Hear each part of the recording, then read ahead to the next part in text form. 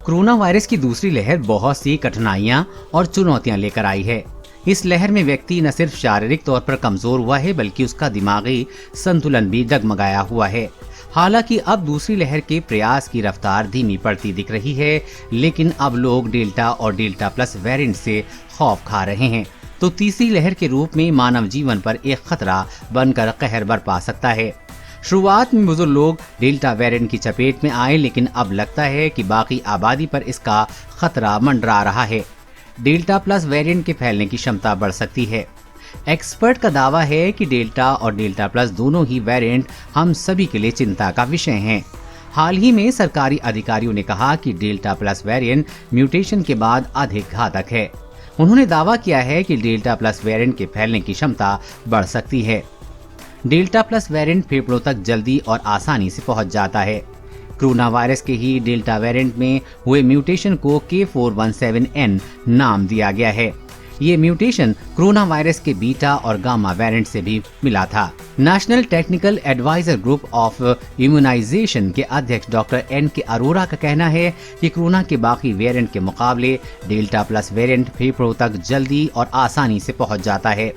UK के अधिकारियों द्वारा जारी आंकड़ों के अनुसार डेल्टा वेरिएंट कोरोना के सभी प्रकारों में सबसे प्रमुख है। अब तक के सारे मामलों को ध्यान में रखते हुए पब्लिक हेल्थ इंग्लैंड का दावा है कि 50 साल से ज्यादा उम्र के लोगों, यंग लोगों, नॉन वैक्सीनेट यानी कि बिना टीकाकरण वाले और आंशिक रूप से वैक्सीन लगवाने वाले लोगों को डेल्टा संक्रमण का ज्यादा खतरा है। डेल्टा के कारण 50 साल से ज्यादा उम्र वालों की मौत ज्यादा हुई है। यूके की एक स्टडी के मुताबिक डेल्टा के कारण होने वाली मौतों के 117 मामलों में से जिनमें से अधिकांश लोग 50 साल से अधिक उम्र के थे।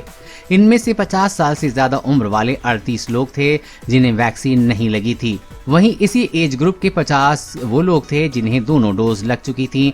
इनमें 50 साल से कम उम्र वाले 6 लोग ऐसे थे जिन्हें वैक्सीन नहीं लगी थी और 2 लोग वैक्सीन की 1 डोज ले चुके थे।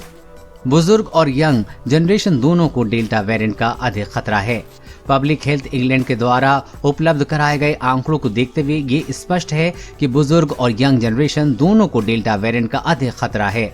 उन्होंने कहा कि जब इतने सारे रूप सामने आ रहे हैं तो सतर्क रहना हमारी जिम्मेदारी और कर्तव्य है। ऐसे में हमें कोविड प्रोटोकॉल का पालन करना जरूरी है, जिनमें डबल मास्किंग, सोशल डिस्टेंसिंग और साफ सफाई शामिल है। इसके अलावा जितनी जल्दी हो सके वो अपना वैक्सीनेशन कराएं। इसके गंभीर जोखिम को कम करने का टीकाकरण ही एकमात्र बेहतरीन तरीका है। कोरोना वायरस और कोरोना वैक्सीन से जुड़ी हर अपडेट पाने के लिए चैनल को सब्सक्राइब करें।